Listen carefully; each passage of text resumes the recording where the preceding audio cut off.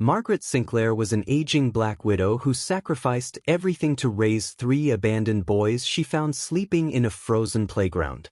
For years, her vindictive supervisor tormented her, calling her worthless, slow, a woman who should know her place. When corporate equipment went missing, she was framed for the theft.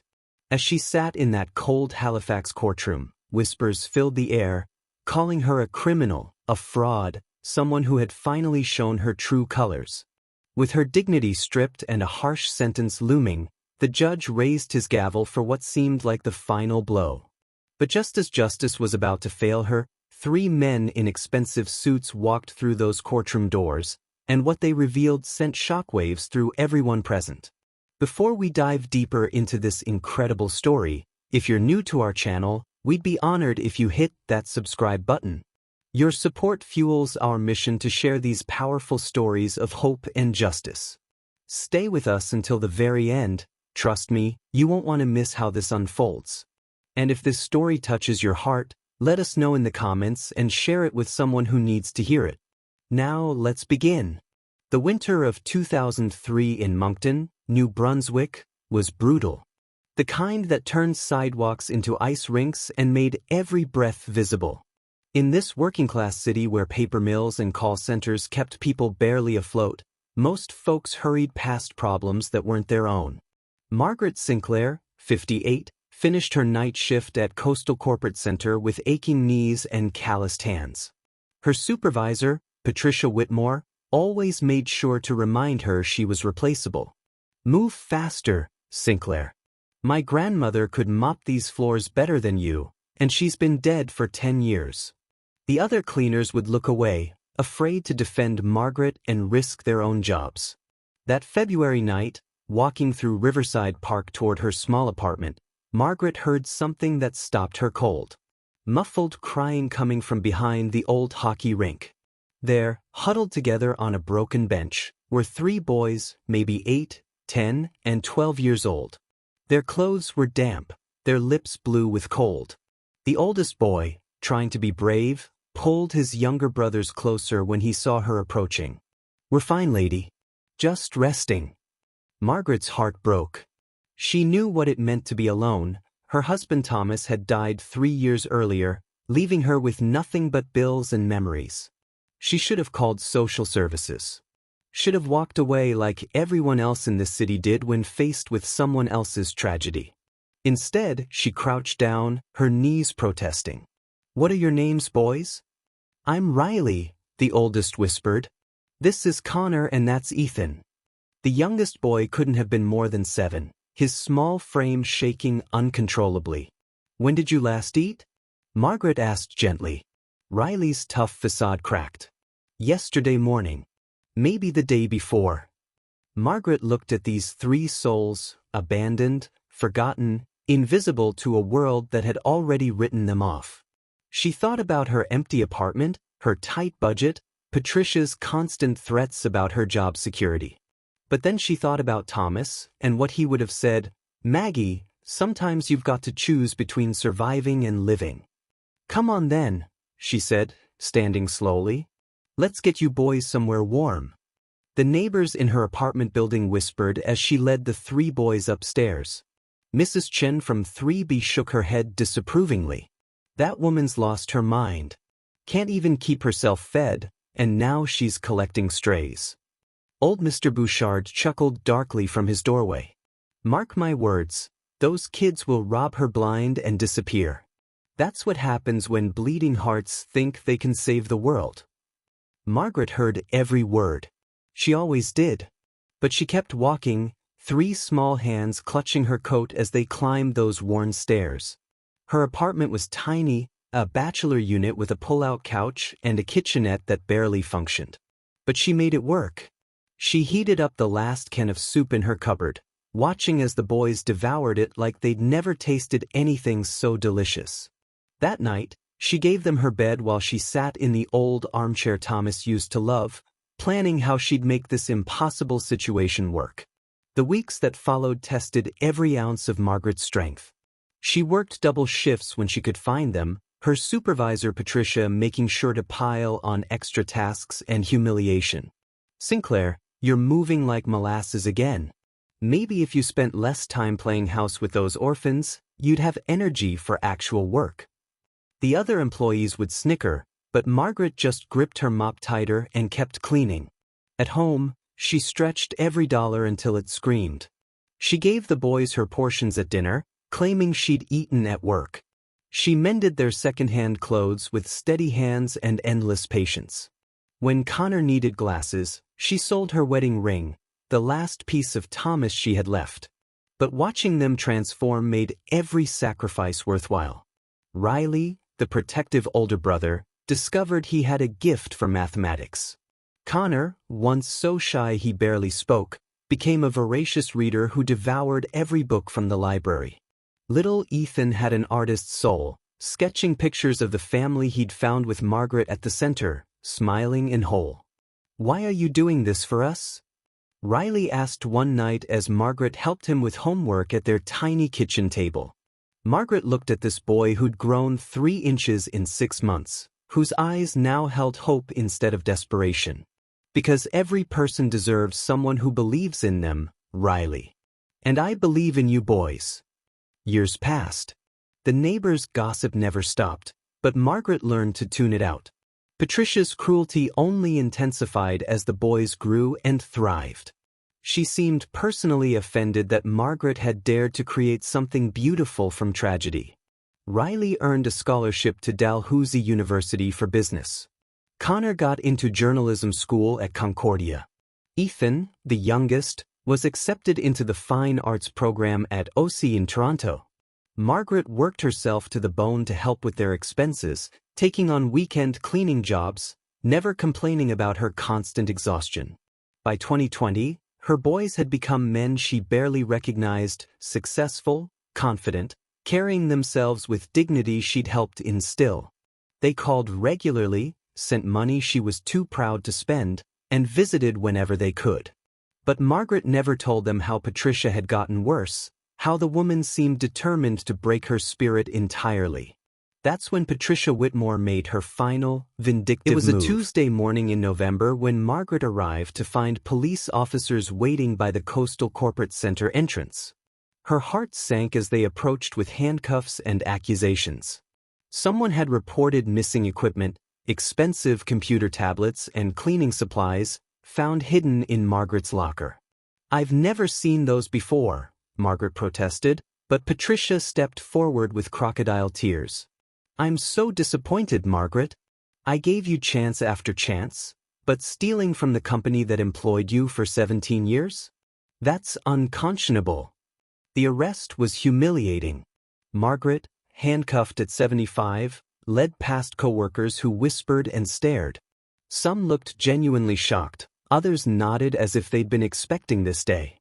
The courtroom in Halifax was packed with onlookers drawn by the story of the trusted cleaner turned thief. Margaret sat alone at the defendant's table, her public defender barely out of law school and clearly overwhelmed. Patricia took the witness stand with practiced grace, painting Margaret as bitter about her station in life, resentful of others' success, and desperate enough to steal. Other employees testified, some reluctantly, others with conviction, about Margaret's suspicious behavior and access to the storage areas. "She always seemed too interested in things that weren't her business," testified Janet Morrison, another cleaner. "Always asking questions about schedules and security procedures." The prosecutor hammered his points home. Margaret Sinclair was a woman who had overextended herself trying to play savior to 3 troubled boys, and when her finances couldn't keep up with her delusions of grandeur, she turned to theft. Margaret wanted to call Riley, Connor, and Ethan, but she couldn't bear the thought of dragging them into this shame. They had built lives, careers, reputations. Better they remember her as the woman who believed in them, not the criminal the world now saw. The judge, the Honorable Justice Robert Mackenzie, reviewed the evidence with grave consideration. The case seemed straightforward: an aging employee with motive, opportunity, and stolen goods found in her possession. "Mrs. Sinclair," he began, his voice carrying the weight of impending judgment, "the evidence presented suggests a pattern of theft over several months. Given your age and previous clean record, I'm prepared to consider a sentence that takes into account your circumstances, but make no mistake, this behavior cannot be tolerated." Margaret closed her eyes, feeling smaller than she ever had. 17 years of mopping floors, of enduring Patricia's abuse, of sacrificing everything for 3 boys who'd grown into men she was so proud of. And this was how it would end. Justice Mackenzie raised his gavel. "Therefore, I sentence you to—" The courtroom doors burst open. 3 men in impeccably tailored suits strode down the aisle with purpose. The first was tall and commanding, his presence filling the room. The second carried a leather briefcase and moved with the precision of someone used to high-stakes negotiations. The third held a tablet and camera, his eyes scanning the crowd with professional intensity. Riley, now 35 and one of Atlantic Canada's most successful business consultants. Connor, 33, an investigative journalist whose exposés had brought down corrupt politicians and corporate executives. Ethan, 31, whose art installations had been featured in galleries across North America, but who had also built a digital media empire that reached millions. The whispers started immediately. Who are these men? Why are they here? Patricia Whitmore's confident smirk began to falter as Riley approached the bench. "Your Honor," Riley said, his voice steady and authoritative, "I'm Riley Sinclair Morrison, and I'm requesting permission to represent the defendant as her attorney. I've been admitted to the Nova Scotia bar as of this morning." He placed a stack of legal documents on the clerk's desk. Connor stepped forward. "I'm Connor Sinclair Morrison, investigative journalist. I have evidence crucial to this case that I believe the court needs to see." Ethan positioned himself in the gallery, his camera discreetly recording. His online following of 2.3 million people would soon learn about this travesty of justice. Justice Mackenzie looked stunned. "And your relationship to the defendant?" Riley's voice carried across the silent courtroom. "She's our mother. Not by birth, but by choice. She saved 3 abandoned boys 17 years ago, and we're here to save her." The gasps were audible. Margaret's hands flew to her mouth, tears streaming down her cheeks. She had raised them to be strong, to be fighters, but she never expected them to fight for her. Riley wasted no time dismantling the prosecution's case. He called witness after witness, other cleaners who testified about Patricia's harassment, former employees who spoke about her vindictive nature, security footage that Connor had somehow obtained showing Patricia accessing Margaret's locker after hours. Connor presented his investigation methodically. Patricia Whitmore had been skimming from company accounts for years, using cleaning supply orders to inflate budgets and pocket the difference. When the company started asking questions, she needed a scapegoat. "Ladies and gentlemen," Riley addressed the jury, "Patricia Whitmore didn't just steal money.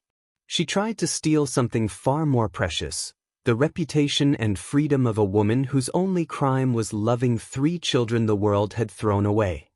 The evidence was devastating. Patricia's financial records, obtained through Connor's connections. Testimony from whistleblowers who had been too afraid to speak before. Security footage that told the real story.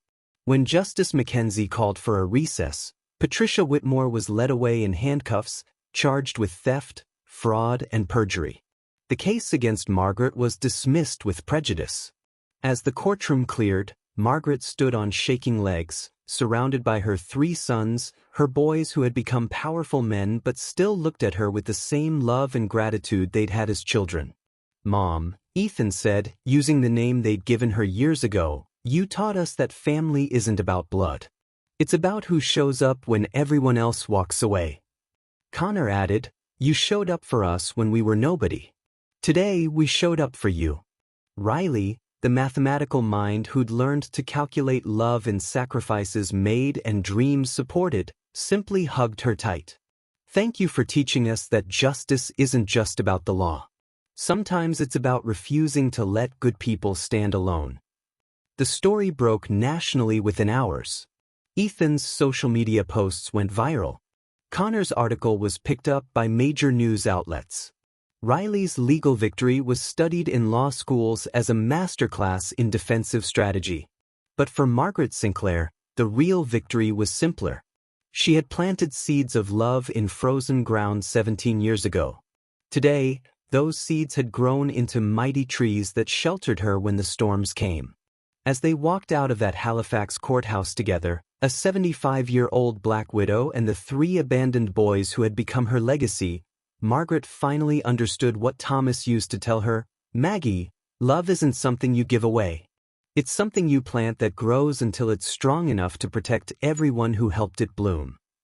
The last shot shows them walking into the Atlantic Canada sunset, for people who had proven that sometimes, just sometimes, the world rewards those brave enough to choose love over fear.